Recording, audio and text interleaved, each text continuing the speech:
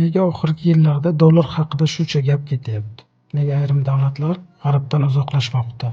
Va nima uchun BRICS degan nom tobora ko'proq eshitilmoqda? Bu tasodif emas.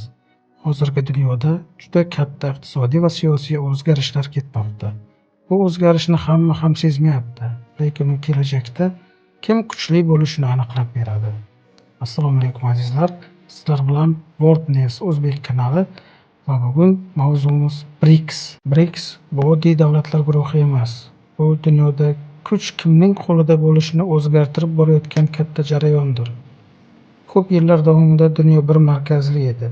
Asosiy qarorlarni AQSh va G'arb davlatlari qabul qilar edi. Dollar asosiy pul birligi edi. Qoidalar o'sha yerda yozilar edi. Bu bir markazli dunyo edi. Lekin vaqt o'tishi bilan vaziyat o'zgardi. Boshqa davlatlar kuchaya boshladi. Xitoy, Hindiston, Rossiya davlatlari iqtisodi o'sdi. Braziliya va boshqa mamlakatlar o'z manfaatlarini himoya qilishni boshladi. Shu vaqtdan dunyo asta-sekin bir markazli bo'lmay qoldi. 2001-yilda iqtisodchi Jim O'Nil birinchi marta BRIC degan atamani ishlatdi. Braziliya, Rossiya, Hindiston va Xitoy kelajakda katta kuchga aylanishi mumkin. O'shanda bu gap kam odam ishondi. Lekin 2009-yilda bu davlatlar birinchi marta rasman uchrashdi. 2010-yilda esa Janubiy Afrika qo'shildi va BRICS paydo bo'ldi. Bu paytdan boshlab BRICS faqat iqtisodiy emas, balki siyosiy ahamiyatga ham ega bo'ldi. Rasmiy ravishda BRICS iqtisodiy hamkorlik uchun tuzilgan.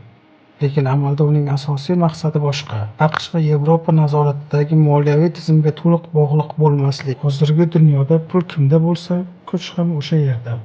Bu tizimda Xalqaro valyuta fondi katta rol o'ynaydi. Xalqaro valyuta fondi davlatlarga pul beradi, lekin o'z shartlarini qo'yadi. Bu shartlar ko'pincha oddiy odamlar uchun og'ir bo'ladi.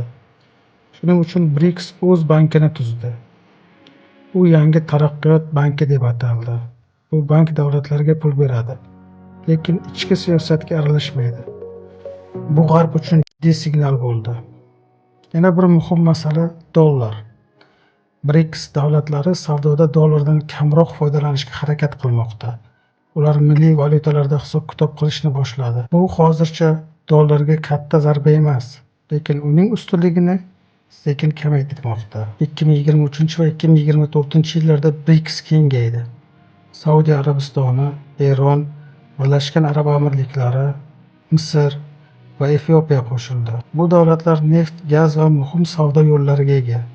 Shu bilan birga BRICSning ta'siri yanada oshdi. Albatta, BRICS ideal ittifoq emas. Uning ichida kelishmovchiliklar bor. Ayrim davlatlar o'zaro raqobatchi, qarorlar tez qabul qilinmaydi. Yagona valyuta yo'q. Lekin BRICSning maqsadi G'arbni almashtirish emas. Uning maqsadi dunyoda bitta emas, bir nechta kuch markazi bo'lishi, ya'ni dunyo bir markazli bo'lmasligi.